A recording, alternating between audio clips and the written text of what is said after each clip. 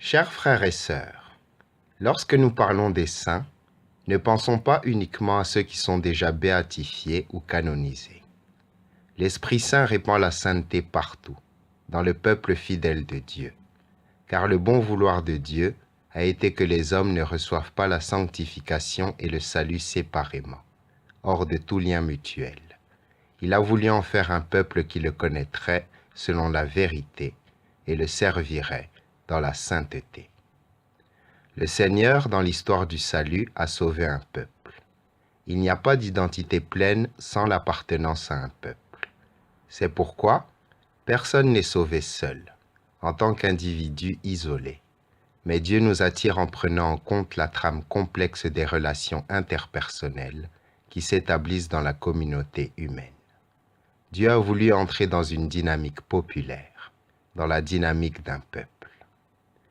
J'aime voir la sainteté dans le patient peuple de Dieu, chez ces parents qui éduquent avec tant d'amour leurs enfants, chez ces hommes et ces femmes qui travaillent pour apporter le pain à la maison, chez les malades, chez les religieuses âgées qui continuent de sourire.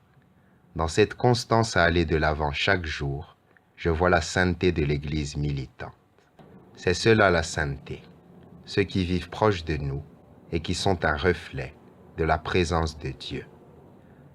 Chers frères et sœurs, laissons-nous encourager par les signes de sainteté que le Seigneur nous offre à travers les membres les plus humbles de ce peuple, qui participent aussi de la fonction prophétique du Christ.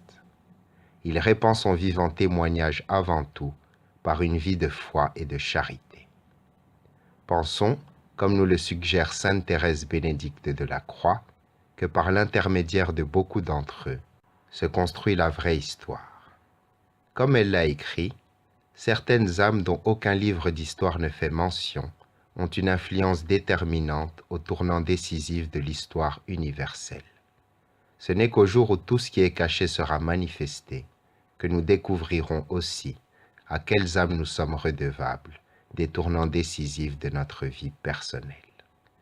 Cependant, ce que je voudrais vous rappeler par la présente exhortation, c'est surtout l'appel à la sainteté que le Seigneur adresse à chacun d'entre nous.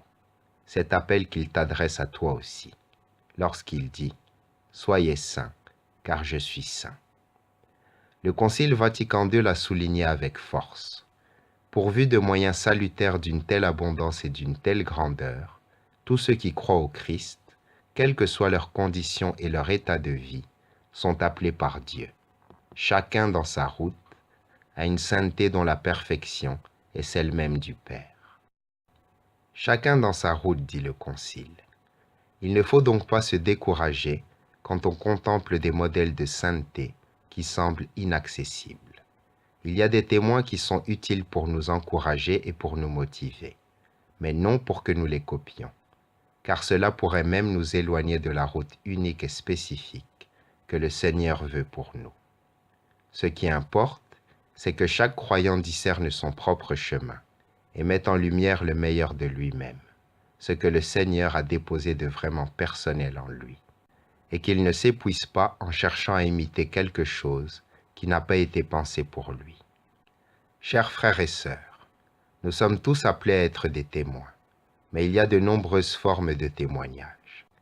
De fait, quand le grand mystique Saint Jean de la Croix écrivait son cantique spirituel, il préférait éviter des règles fixes pour tout le monde, et il expliquait que ces vers étaient écrits pour que chacun en tire profit à sa manière, car en effet, la vie divine se communique aux uns d'une manière et aux autres d'une autre. Amen.